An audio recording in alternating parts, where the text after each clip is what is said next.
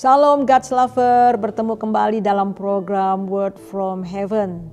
Puji nama Tuhan, hari ini kita akan belajar bersama-sama dengan satu tema, yaitu mati bagi diri dan hidup bagi Allah. Mari kita membuka Alkitab kita bersama-sama, kita lihat dari Roma 6 ayat 5. Sebab jika kita telah menjadi satu dengan apa yang sama dengan kematiannya, kita juga menjadi satu dengan apa yang sama dengan kebangkitannya. Saudara, kita melihat menjadi satu dengan apa yang sama dengan kematiannya.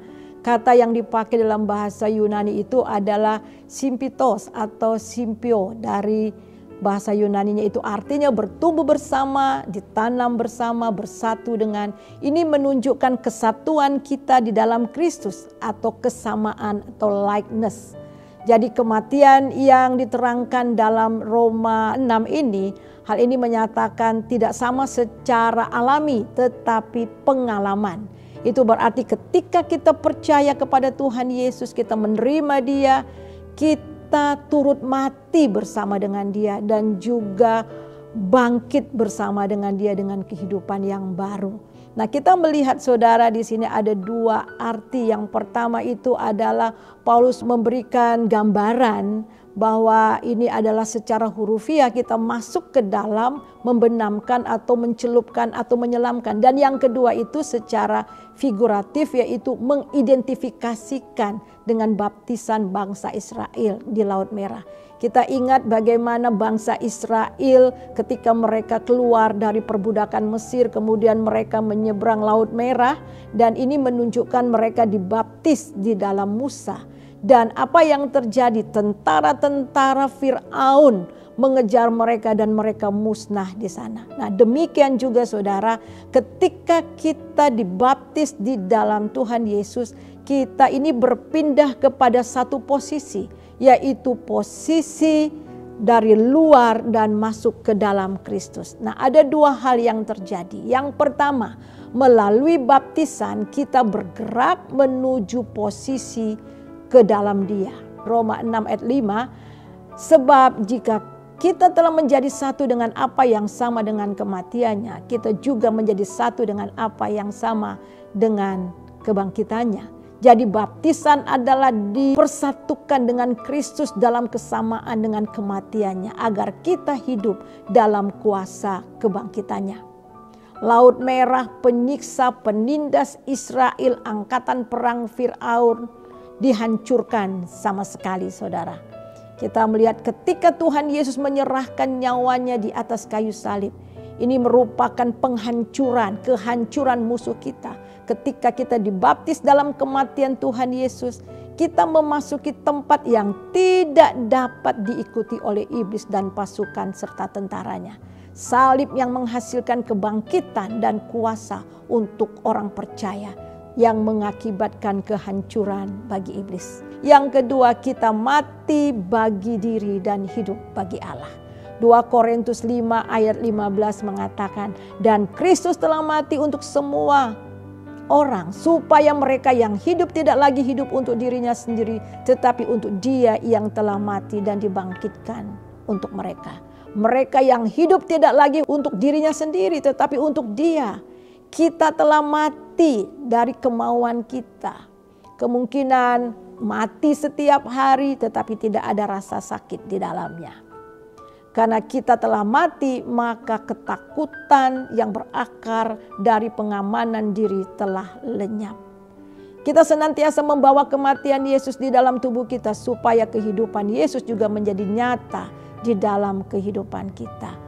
Makin kita mati bagi diri, semakin hidup Kristus nyata dalam hidup kita. Dibaptis dalam Kristus berarti bersedia menyangkal diri, memikul salib setiap hari, dan mengikut Yesus setiap hari. Lukas 9 ayat 23, katanya kepada mereka semua, setiap orang yang mau mengikut aku, ia harus menyangkal dirinya, memikul salibnya setiap hari, dan mengikut aku.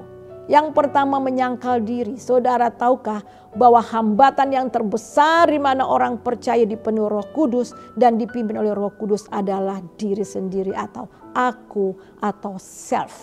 Memang ada orang mengatakan bahwa musuh yang terbesar itu adalah iblis ataupun melawan sistem dunia ini. Tetapi itu bukanlah musuh yang terbesar kita. Musuh yang terbesar itu adalah self.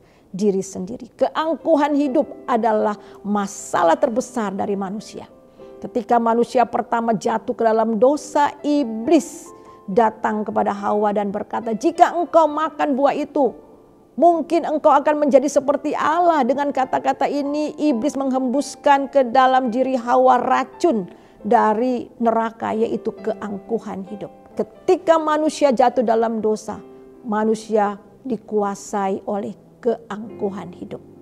Kejatuhan kita ke dalam dosa mengakibatkan kita berpusat pada diri sendiri. Sebab itu saudara, mengapa Tuhan Yesus menghardik Petrus ketika Tuhan mengatakan kepada murid-muridnya bahwa dia akan ke Yerusalem menanggung banyak penderitaan dari pihak tua-tua dan kemudian dibunuh dan dibangkitkan pada hari ketiga. Dan kemudian Petrus menarik Tuhan Yesus, katakan, sekali-kali hal ini tidak akan terjadi kepadamu. Yesus menghardik dia. Kenapa Tuhan Yesus menghardik? Karena Petrus mengasihani diri sendiri. Petrus hanya memikirkan apa yang dipikirkan manusia. Tetapi yang sangat luar biasa ketika Petrus mengalami perubahan hidup. Ketika dia mempertahankan dirinya, dia menyangkal Tuhan 3 kali. Tetapi ketika dia menyangkal diri, dia rela mati bagi Yesus. Bahkan dia mati di salib dan sejarah mencatat salibnya menyungsang. Yang kedua, kita bukan hanya menyangkal diri tetapi memikul salib setiap hari. Memikul salib setiap hari itu artinya mau mati bagi diri sendiri. Kita lihat di dalam Lukas 9 ayat 22. Dan Yesus berkata, anak manusia harus menanggung banyak penderitaan dan ditolak oleh tua-tua, imam-imam kepala dan ahli-ahli Taurat, lalu dibunuh dan dibangkitkan pada hari yang ketiga. Ini jalan salib yang kita harus lalui setiap hari. Ingat, kita telah menjadi satu dengan apa yang sama dengan kematiannya. Sejarah membuktikan anak-anak Tuhan mengalami apa yang dialami Tuhan Yesus. Menderita, bahkan dibunuh karena iman mereka kepada Tuhan. Ada harga yang harus dibayar dalam mengikut Tuhan. Untuk kita percaya, kita selamat. Kita tidak bayar apa-apa, darah Yesus yang membayar kita. Tetapi untuk mengikut Yesus dan menjadi muridnya, kita membayar banyak. Kita harus rela membayar bahkan dengan hidup kita sendiri. Yang ketiga, mengikut Yesus setiap hari. Kita telah dibaptis dalam kematiannya. Itu berarti dibawa masuk ke dalam posisi Kristus.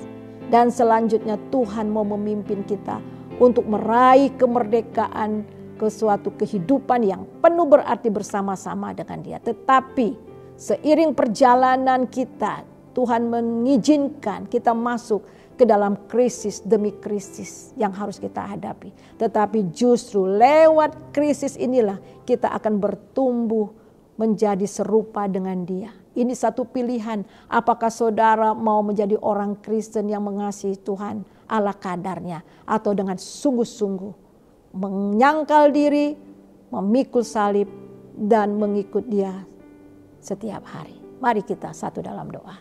Terima kasih Tuhan untuk kebenaran firman-Mu yang luar biasa, yang mengajar kepada kami bahwa kami telah mati bersama dengan Kristus, dan kami juga telah dibangkitkan bersama dengan Yesus dengan hidup yang baru. Biarlah kehidupan kami berpusat kepada Kristus, bukan kepada diri kami sendiri. Ampuni kalau kami selama ini berpusat pada diri kami sendiri, tetapi biarlah Kristus semakin hari semakin nyata dalam hidup kami. Terima kasih Bapa, di dalam nama Yesus kami berdoa. Haleluya. Amin. God's Lover diharapkan membagikan link YouTube ini kepada saudara, kerabat, dan teman. Terima kasih, Tuhan Yesus memberkati. Amin. Shalom.